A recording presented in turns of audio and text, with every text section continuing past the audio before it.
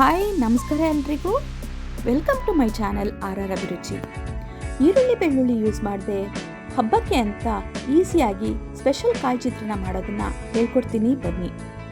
ಮೊದಲಿಗೆ ಒಂದಿಷ್ಟು ಹಸಿ ಶುಂಠಿ, 1 ಸ್ಪೂನ್ ಜೀರಿಗೆ ಅಥವಾ ಜೀರಿಗೆ ಪುಡಿ, 4 ಹಸಿಮೆಣಸಿನಕಾಯಿ, 1 ಕಪ್ ಕಾಯಿ ತುರಿ, ಸ್ವಲ್ಪ ಕೊತ್ತಂಬರಿ ಸೊಪ್ಪು ಹಾಕಿ ತರಿಯಾಗಿ ರುಬ್ಬಿಟ್ಕೋಬೇಕು.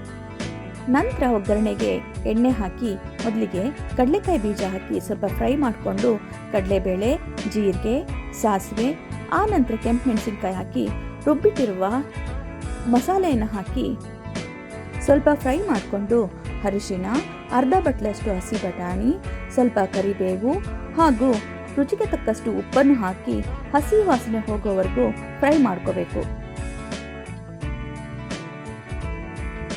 ಒಗ್ಗರಣೆ ಚೆನ್ನಾಗಿ ಫ್ರೈ ಆದಮೇಲೆ ಸ್ಟವ್ ಆಫ್ ಮಾಡಿಕೊಂಡು ಉದುರುದ್ರಾಗಿ ಮಾಡಿಟ್ಕೊಂಡಿರೋ ರೈಸ್ ಹಾಕಿ ಒಂದು ನಿಂಬೆ ರಸ ಹಾಕಿ ಚೆನ್ನಾಗಿ ಮಿಕ್ಸ್ ಮಾಡಿಕೊಂಡು ಮೇಲೆ ಸ್ವಲ್ಪ ಕೊತ್ತಂಬರಿ ಸೊಪ್ಪು ಉದುರಿಸ್ಕೊಂಡ್ರೆ ರುಚಿಯಾದ ಸ್ಪೆಷಲ್ ಕಾಯಿ ಚಿತ್ರಾನ್ನ ತಯಾರಾಗುತ್ತೆ.